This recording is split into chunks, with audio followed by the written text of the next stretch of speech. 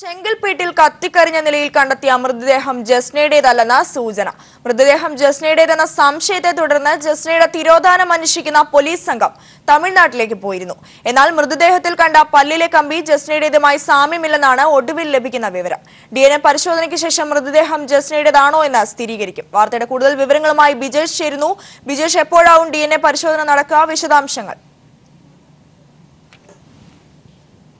ഇപ്പോൾ ഏറ്റവും ഒടുവിലായിട്ട് കിട്ടിയ വിവരം അടിസ്ഥാനത്തിൽ ചെങ്കൽപ്പേട്ടിൽ കത്തിക്കരിഞ്ഞ നിലയിൽ ഇന്നലെ കണ്ടെത്തിയ മൃതദേഹം അത് ജസ്നയുടേതല്ല എന്ന ഒരു വാർത്തയാണ് ഇപ്പോൾ നമുക്ക് ലഭിക്കുന്നത്. ജസ്നയുടെ പ്രായത്തേക്കാൾ കൂടുതൽ പ്രായമുള്ള ഒരു സ്ത്രീയുടെ മൃതദേഹമാണ് അത് എന്നും അതോടൊപ്പം പല്ലിൽ കമ്പിയിട്ടിട്ടുണ്ട് എന്നുള്ള ഒരു സാമ്യമായിരുന്നു ചൂണ്ടിക്കാണിച്ച മറ്റൊരു കാര്യം. അത് ശരി, ഇവളുടെ ജസ്നയുടെ പല്ലിലിട്ട കമ്പിയുമായിട്ട് സാമ്യമില്ല എന്നും അതോടൊപ്പം മറ്റൊരു കാര്യം, ഈ കത്തിക്കരിഞ്ഞ മൃതദേഹത്തിന് മൂക്കുത്തി ഇട്ടിട്ടുണ്ട്. പക്ഷേ സാധാരണ ജസ്ന മൂക്കുത്തി ഇട്ടിട്ടില്ലായിരുന്നു എന്ന ഒരു കാര്യം കൂടെ പറയുന്നു. എന്നിരുന്നാൽ കൂടെയും DNA പരിശോധന അല്പസമയത്തിനകം നടക്കും. അതിന്റെ ശേഷം ആണ് ഈ മൃതദേഹം ആരുടേതാണ് എന്നത് കണ്ടെത്തേണ്ടത്. ജസ്നയുടേതല്ല എങ്കിൽ കൂടെയും അത് കത്തിക്കരിഞ്ഞ മൃതദേഹത്തിന്റെ ഉടമ അത് ആരുടെ മൃതദേഹമാണ് എന്നത് കണ്ടെത്തേണ്ടിയിരിക്കുന്നു. ആ പരിശോധനയാണ് ഇപ്പോൾ തമിഴ്നാട് പോലീസ് മുന്നോട്ട് കൊണ്ടുപോവുകയും ചെയ്യുന്നത്. കേരളത്തിൽ നിന്ന് 2 പോലീസ് ഉദ്യോഗസ്ഥർ ഇന്നലെ വൈകിട്ടോടുകൂടെ തന്നെ ചെങ്കൽപ്പേട്ടിൽ എത്തിയിരുന്നു. അവരാണ് ഇത് ജസ്നയുടേതുമായിട്ട് സാമ്യമില്ല എന്ന ഒരു ആദ്യ നിഗമനത്തിലേക്ക് എത്തിയിരിക്കുന്നത്. ഇനി കൂടുതൽ പരിശോധനാ ഫലം DNA പരിശോധനാ ഫലം വന്നതിന് ശേഷം അത് ആരുടെ മൃതദേഹമാണ് എന്നറിയും. ഇന്നലെ രാവിലെ തന്നെ നമുക്ക് വിവരം ഇവിടെ പോലീസ് ഉദ്യോഗസ്ഥർ നൽകിയിരുന്നു. അവിടെ ചെങ്കൽപ്പേട്ടിൽ ഇത്തരത്തിലൊരു മൃതദേഹം ഉണ്ട് എന്നും മിസ്സിംഗ് കേസുകൾ ഉണ്ടെങ്കിൽ അറിയിക്കണം എന്നും വെച്ചിച്ചിറ പോലീസ് സ്റ്റേഷനിൽ ഇന്നലെ വിവരം കിട്ടുകയും അതിന്റെ അടിസ്ഥാനത്തിൽ തിരുവല്ല DYSP ആണ് 2 പോലീസ് ഉദ്യോഗസ്ഥരെ ഇന്നലെ ചെങ്കൽപ്പേട്ടിലേക്ക് പറഞ്ഞയച്ചത്. ചെങ്കൽപ്പേട്ടിൽ ഇന്നലെ വൈകുന്നേരം അവർ എത്തിയിരുന്നു. അതിനുശേഷം അത് ജസ്നയുടെ മൃതദേഹമാണ് എന്ന സ്ഥിരീകരണം എന്തെങ്കിലും വരികയാണെങ്കിൽ മാത്രം ഇവിടെ നിന്നും കൂടുതൽ പോലീസ് ഉദ്യോഗസ്ഥരും കുടുംബാംഗങ്ങളെയും കൊണ്ടുപോകാം എന്ന തീരുമാനത്തിലാണ് ഉണ്ടായിരുന്നത്. എന്തായാലും ഇന്ന് ഇപ്പോൾ ഇനി DNA പരിശോധനാ ഫലം വരേണ്ടിയിരിക്കുന്നു. അതിനുശേഷമേ അത് ആരുടെ മൃതദേഹമാണ് എന്ന് പറയാൻ സാധിക്കില്ല. എന്തായാലും ജസ്നയുടെ മൃതദേഹം ആകാനുള്ള സാധ്യത വളരെ അപൂർവമാണ് എന്നാണ് അവിടെ ചെന്നിട്ടുള്ള പോലീസ് ഉദ്യോഗസ്ഥർ നൽകിയ വിവരങ്ങളുടെ അടിസ്ഥാനം. ചെങ്കൽപ്പേട്ടിൽ കത്തിക്കരിഞ്ഞ നിലയിൽ കണ്ടെത്തിയ മൃതദേഹം ജസ്നയുടേതല്ലെന്ന സൂചന. വിവരങ്ങളാണ് ബിജേഷ് നൽകിയത്. മറ്റൊരു വാർത്തയിലേക്ക്. ഇടപ്പള്ളിയിൽ കുഞ്ഞിനെ ഉപേക്ഷിച്ചത് നിസ്സാര കാരണത്തിന്റെ പേരിൽ 3 കുട്ടികളുള്ള ദമ്പതികൾ 4ാമത്തെ കുഞ്ഞിനെ ഉപേക്ഷിച്ചത് കളിയാക്കൽ ഭയന്നെന്ന് കുഞ്ഞിന്റെ അച്ഛൻ. 4ാമത്തെ കുഞ്ഞുണ്ടായത് ഇവർ ബന്ധുക്കളിൽ നിന്നും മറച്ചുവെച്ചിരുന്നുവെന്നും പോലീസ്. കസ്റ്റഡിയിലെടുത്ത കുഞ്ഞിന്റെ അച്ഛൻ ടിറ്റോയെ അല്പസമയത്തിനകം എളമക്കര സ്റ്റേഷനിലെത്തിക്കും. വാർത്തയുടെ കൂടുതൽ വിവരങ്ങളുമായി ഉമേഷ് ചേരുന്നു. ഉമേഷ്, ഇത്രത്തോളം നിസ്സാരമായ കാരണത്തിന് ഒരു പിഞ്ചു കുഞ്ഞിനെ ഉപേക്ഷിച്ച സംഭവമാണ് നമ്മൾ കണ്ടത്. എന്താണ് വിശദാംശങ്ങൾ? അൻസു, പ്രാഥമികമായി ലഭിച്ച വിവരങ്ങൾ മാത്രമാണ് അത്. ഇന്ന് രാവിലെയാണ് ഈ കുഞ്ഞിന്റെ അച്ഛനെയും അമ്മയെയും എളമക്കര പോലീസ് അന്വേഷണത്തിലൂടെ കണ്ടെത്തിയത്. CCTV ദൃശ്യങ്ങളിൽ ഇവരുടെ ആരാണ് എന്നുള്ളത് വ്യക്തമായതിനെ തുടർന്ന് ഇവരുടെ നാട്ടിൽ നിന്ന്, അതായത് വടക്കാഞ്ചേരിയിൽ നിന്നുള്ളവർ എളമക്കര പോലീസിനെ വിവരമറിയിച്ചതിനെ തുടർന്നാണ് ഇവർ വടക്കാഞ്ചേരിയിലെത്തി 2 പേരെയും നേരിട്ട് കാണുന്നത്. അതിനുശേഷം ഈ കുഞ്ഞിന്റെ പിതാവിനെ ബിറ്റോയെ പോലീസ് കസ്റ്റഡിയിലെടുത്ത് എളമക്കര പോലീസ് സ്റ്റേഷനിലേക്ക് കൊണ്ടുവരികയാണ്. അപ്പോൾ പ്രാഥമികമായി ചോദിച്ചതിന്റെ അടിസ്ഥാനത്തിലാണ് ഇത്തരത്തിൽ പിതാവിൽ നിന്ന് മറുപടി ലഭിച്ചിരിക്കുന്നത്. കേട്ടാൽ നിസ്സാരമായ ഒരു കാരണം മാത്രമാണത്. ഇവർക്ക് 3 കുഞ്ഞുങ്ങളുണ്ട്. 8 വയസ്സും 6 വയസ്സും 3 വയസ്സും പ്രായമുള്ള 3 കുഞ്ഞുങ്ങളുണ്ട്.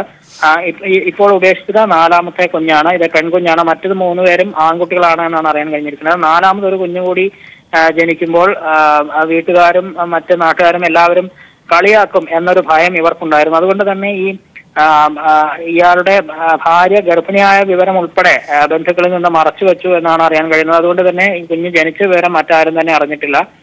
ഇവർ കുഞ്ഞ് ജനിച്ച് 2 ദിവസത്തിനുള്ളിൽ തന്നെ 3ാം ദിവസം കുഞ്ഞിനെ എടപ്പള്ളി പള്ളിയിലെ കാര്യശാലയിൽ ഉപേക്ഷിച്ച് പോവുകയായിരുന്നു. പിന്നീട് പള്ളി അധികൃതരാണ് ഈ കുഞ്ഞിന്റെ കരച്ചിൽ കേട്ട് പോലീസിനെ വിവരമറിയിച്ചത്. കുഞ്ഞിനെ പിന്നീട് ആശുപത്രിയിലേക്ക് മാറ്റുകയും ചെയ്തു. ഇതിന്റെ കാരണം ഇതാണ് എന്നാണ് ഇപ്പോൾ പ്രാഥമികമായി അറിയാൻ കഴിഞ്ഞിരിക്കുന്നത്. ഈ മറ്റെന്തെങ്കിലും സാമ്പത്തിക പ്രശ്നം ഉണ്ടായിരുന്നോ, അല്ലെങ്കിൽ ഇവർക്ക് എന്തെങ്കിലും മാനസിക പ്രശ്നങ്ങളുണ്ടോ തുടങ്ങിയ കാര്യങ്ങളെല്ലാം തന്നെ അന്വേഷിച്ചറിയേണ്ടതുണ്ട്. അതെല്ലാം വിശദമായി ചോദ്യം ചെയ്തെങ്കിൽ മാത്രമേ അക്കാര്യങ്ങൾ വ്യക്തമാവുകയുള്ളൂ. ഏതായാലും കുഞ്ഞിന്റെ അച്ഛൻ ബിറ്റോയെ അല്പസമയത്തിനകം തന്നെ എളമക്കര പോലീസ് സ്റ്റേഷനിലേക്ക് എത്തിച്ച് വിശദമായി ചോദ്യം ചെയ്യും. അതിനുശേഷം മാത്രമായിരിക്കും എന്താണ് യഥാർത്ഥ കാരണം എന്നുള്ളത് കൂടുതൽ ചോദ്യം ചെയ്യലിൽ വ്യക്തമാകും. അതേസമയം കുഞ്ഞിനെ ഇന്നലെ രാത്രി തന്നെ ആശുപത്രിയിലേക്ക്, കൊച്ചിയിലെ ഒരു സ്വകാര്യ ആശുപത്രിയിലേക്ക് മാറ്റിയിരുന്നു. കുഞ്ഞിന് മറ്റ് ആരോഗ്യ പ്രശ്നങ്ങളൊന്നുമില്ല, സുരക്ഷിതമാണ് എന്നാണ് അറിയാൻ കഴിഞ്ഞിരിക്കുന്നത്. ഏതായാലും അല്പസമയത്തിനകം തന്നെ എളമക്കര പോലീസ് സ്റ്റേഷനിലേക്ക് ഈ കുഞ്ഞിന്റെ അച്ഛനെ എത്തിച്ച് വിശദമായി ചോദ്യം ചെയ്യും. അൻസു, ഇടപ്പള്ളിയിൽ കുഞ്ഞിനെ ഉപേക്ഷിച്ചത് നിസ്സാര കാരണത്തിന്റെ പേരിൽ 3 കുട്ടികളുള്ള ദമ്പതികൾ 4ാമത്തെ കുഞ്ഞിനെ ഉപേക്ഷിച്ചത് കളിയാക്കൽ ഭയന്നെന്ന് കുഞ്ഞിന്റെ അച്ഛൻ. വിവരങ്ങളാണ് ഉമേഷ് നൽകിയത്. ഇപ്പോൾ നിയമസഭാ സമ്മേളനത്തിന് മുന്നോടിയായുള്ള വാർത്താ സമ്മേളനത്തിൽ സ്പീക്കർ പി ശ്രീരാമകൃഷ്ണൻ സംസാരിക്കും. രാജ്യത്തിന്റെ ദേശീയ ശരാശരി എന്ന് പറയുന്നത് 30% തൊട്ട് 40% വരെയാണ്.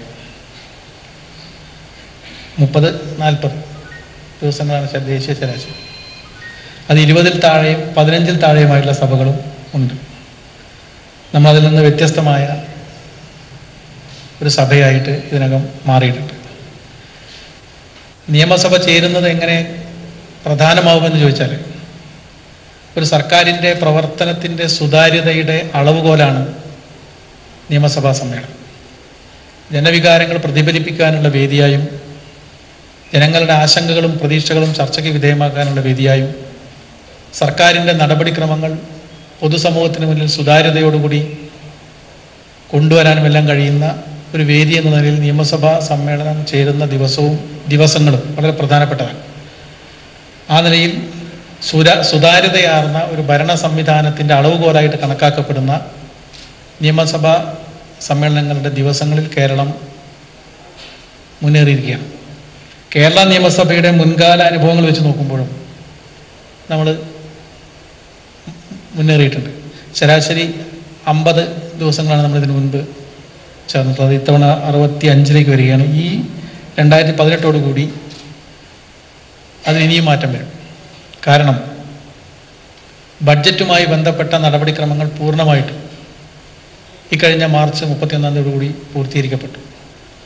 പദ്ധതി പ്രവർത്തനങ്ങൾ വേഗതയിലാക്കാനും സർക്കാരിൻ്റെ പ്രഖ്യാപിത പദ്ധതികൾ പ്രായോഗികമാക്കുന്നതിന് വേണ്ടിയുള്ള ഏറ്റവും ശ്രദ്ധേയമായൊരു ഇടപെടലാണ്. ഒരുപക്ഷെ നമ്മുടെ പാർലമെൻറ്റിന് പോലും സാധിച്ചിട്ടില്ലാത്ത ഒരു നേട്ടമായിട്ട് അത് നമുക്ക് ഉയർത്തിക്കാണിക്കാൻ സാധിക്കും. ഭരണപക്ഷത്തിൻ്റെയും പ്രതിപക്ഷത്തിൻ്റെയും പൂർണ്ണമായ സഹകരണം കൊണ്ട് തന്നെയാണ് ഈ ബഡ്ജറ്റിൻ്റെ സമ്പൂർണ്ണ നടപടിക്രമങ്ങൾ മാർച്ച് 31-നകം പൂർത്തീകരിച്ച് വികസന പ്രവർത്തനങ്ങളിലുള്ള ഒരു മുന്നേറ്റത്തിന് സഹായകരമായ ഒരു അന്തരീക്ഷം സൃഷ്ടിക്കാൻ സാധിച്ചത്. അത് ഒരു ശീലമായിട്ട്, ഒരു കീഴ്വഴക്കമായിട്ട് തുടരുന്നതിന് വേണ്ടിയുള്ള ശ്രമം നിയമസഭാ സെക്രട്ടറിയുടെ ഭാഗത്തു നിന്ന് ഉണ്ടാകും. മറ്റൊന്ന്, ഈ കഴിഞ്ഞ 2 വർഷത്തിനിടയിൽ ശ്രദ്ധേയമായ പല നടപടികളും നമ്മുടെ നിയമസഭാ സെക്രട്ടറിയുടെ ഭാഗത്തുനിന്നുണ്ടായിട്ടുണ്ട്. ഇന്ത്യയിലെ ജനാധിപത്യ ക്രമങ്ങളുടെ നടപടിക്രമങ്ങളുടെ അന്തിമമായ വാക്കെന്ന് വിശേഷിപ്പിക്കുന്ന ശക്തർ ആൻഡ് കൗളിൻ്റെ മാതൃകയിൽ കേരള നിയമസഭയുടെ നടപടിക്രമങ്ങളും ചട്ടങ്ങളും കീഴ്വഴക്കങ്ങളും എന്ന അതിബൃഹത്തായ ഒരു ഗ്രന്ഥം നമ്മൾ പ്രസിദ്ധീകരിച്ചു. ആ ഗ്രന്ഥം ഏറ്റവും ശ്രദ്ധേയമായ റെഫറൻസ് ഗ്രന്ഥമാണ്. ശ്രീ ആചാര്യയാണ് അത് റിലീസ് ചെയ്തത്, ഏറ്റുവാങ്ങിയത്. ഇന്ത്യയിൽ ആദ്യമായിട്ടാണ് ഒരു നിയമസഭ നടപടിക്രമങ്ങളെയും ചട്ടങ്ങളെയും കീഴ്വഴക്കങ്ങളെയും സംബന്ധിച്ച് അവരുടേതായ സ്വന്തമായ ഒരു ആധികാരിക ഗ്രന്ഥം പ്രസിദ്ധീകരിക്കുന്നത്. അതിന് പുറമെ ഈ കഴിഞ്ഞ 2 വർഷത്തിനിടയിൽ 7 ആധികാരിക ഗ്രന്ഥങ്ങൾ നമ്മുടെ ഗവേഷണ വിഭാഗത്തിൻ്റെ ഭാഗമായി പ്രസിദ്ധീകരിക്കപ്പെട്ടു. നമ്മുടെ സബ്ജക്റ്റ് കമ്മിറ്റികൾക്ക് 36 വർഷത്തെ അനുഭവങ്ങളുണ്ട്. ഈ 36 വർഷത്തെ സബ്ജക്റ്റ് കമ്മിറ്റികളുടെ അനുഭവങ്ങളാകെ വിശദീകരിക്കുന്ന, പരിശോധന വിധേയമാക്കുന്ന ഒരു ഗ്രന്ഥം. 60 വർഷം കൊണ്ട് നമ്മൾ നടത്തിയ നിയമനിർമ്മാണം, അതിൻ്റെ സമ്പൂർണമായ ഗ്രന്ഥം. ഇക്കഴിഞ്ഞ 60 വർഷം കേരള നിയമസഭ പാസാക്കിയ എല്ലാ നിയമങ്ങളെയും സംബന്ധിച്ചുള്ള വിശദാംശങ്ങളോട് കൂടിയിട്ടുള്ള ഏറ്റവും അപ്ഡേറ്റ് ചെയ്തിട്ടുള്ള ഗ്രന്ഥം നമ്മൾ പ്രസിദ്ധീകരിച്ചു.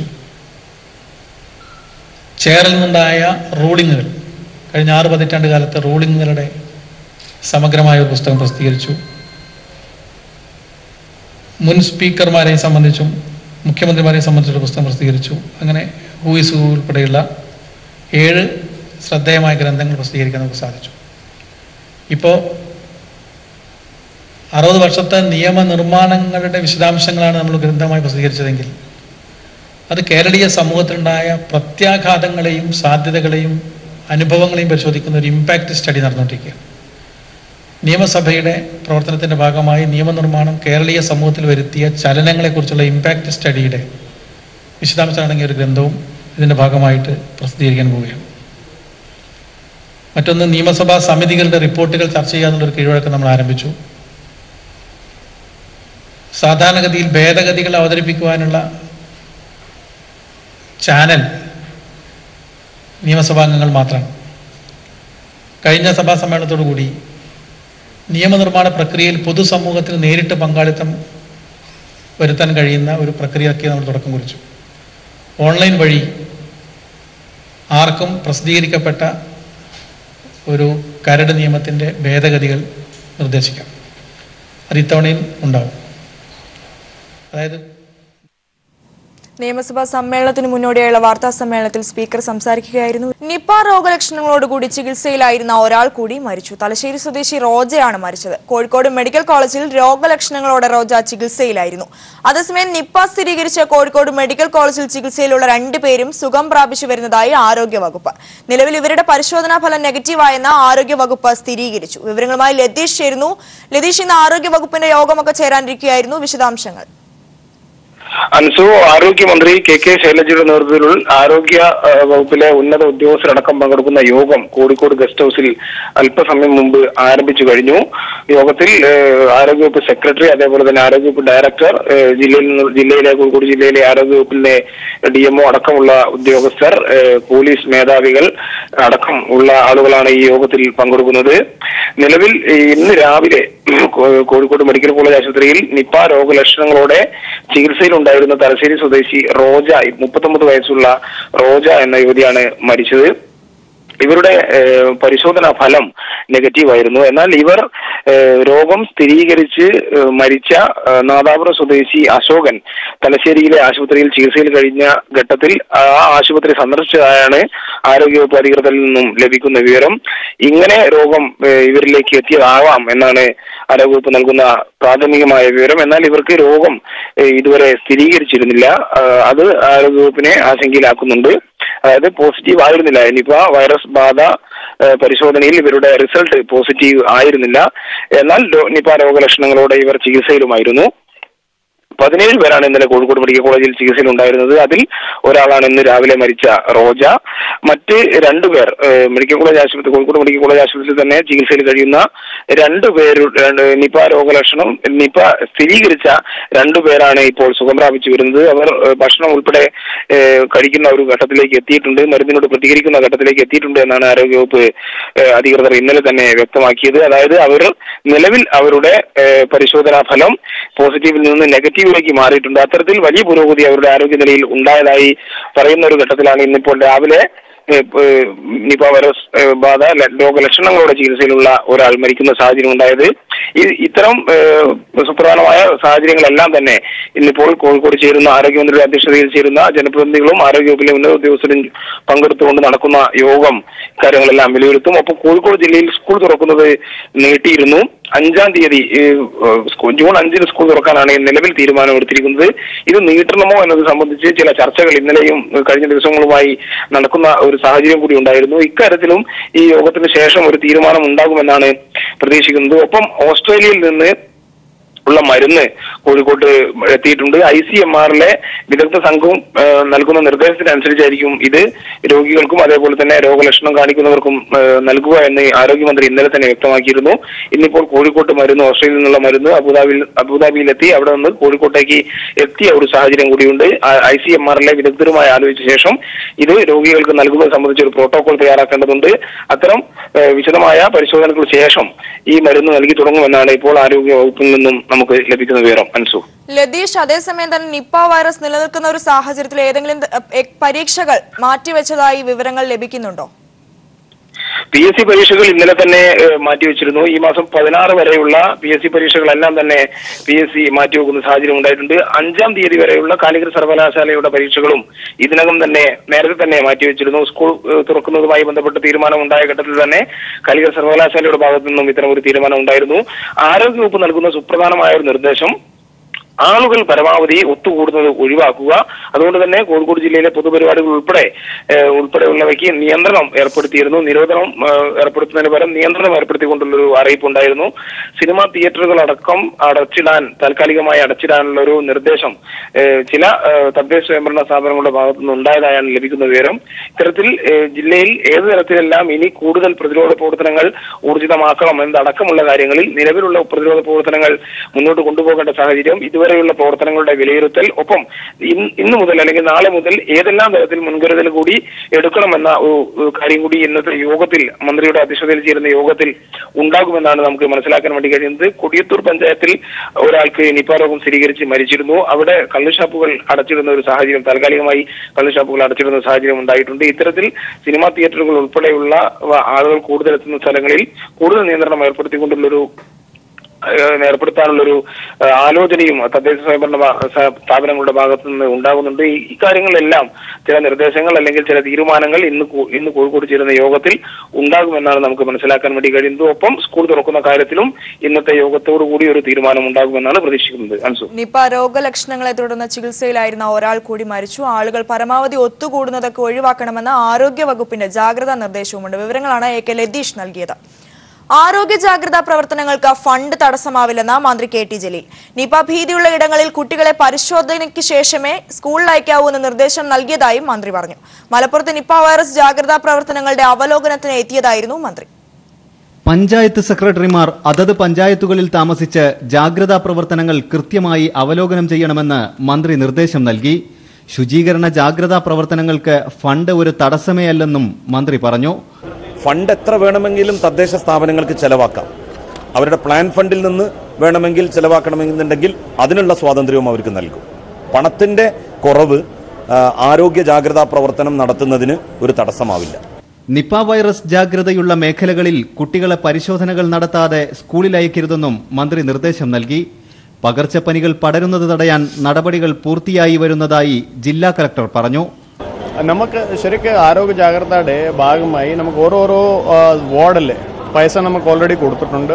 അതിന് പ്രവർത്തനം എങ്ങനെയാണ് സോഴ്സ് ഐഡന്റിഫൈ ചെയ്യാൻ വേണ്ടി നമുക്ക് നിർദ്ദേശം കൊടുത്തിട്ടുണ്ട്. എവിടെയാണ് സോഴ്സ്, ഡെങ്കിയുടെ, മോസ്കിറ്റോ, പിന്നെ ഹെപ്പറ്റൈറ്റിസ് എയുടെ എങ്ങനെ വെള്ളമിൻ്റെ ഡ്രിങ്കിങ് വെള്ളമിൻ്റെ ക്വാളിറ്റി എങ്ങനെയാണ് അത് ഐഡന്റിഫൈ ചെയ്തിട്ട് നെസസറി ആൾക്കാരിനോട് നമുക്ക് നിർദ്ദേശം കൊടുക്കാൻ വേണ്ടി ഓരോരോ സെക്രട്ടറിനോട് പറഞ്ഞിട്ടുണ്ട്.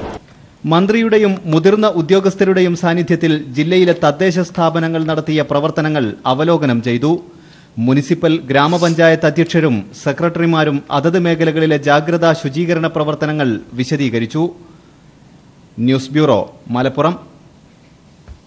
നിപ വൈറസ് വവ്വാൽ പരത്തുന്നുവെന്ന അഭ്യൂഹങ്ങൾ കള്ള് വ്യവസായ മേഖലയ്ക്ക് തിരിച്ചടിയായി. കേരളത്തിൽ ഏറ്റവും കൂടുതൽ കള്ള് ഉൽപ്പാദിപ്പിക്കുന്ന പാലക്കാട് ജില്ലയിൽ കള്ള് വിൽപ്പനയിലും കയറ്റുമതിയിലും ദിവസങ്ങൾക്കിടെ വലിയ കുറവാണ് ഉണ്ടായത്.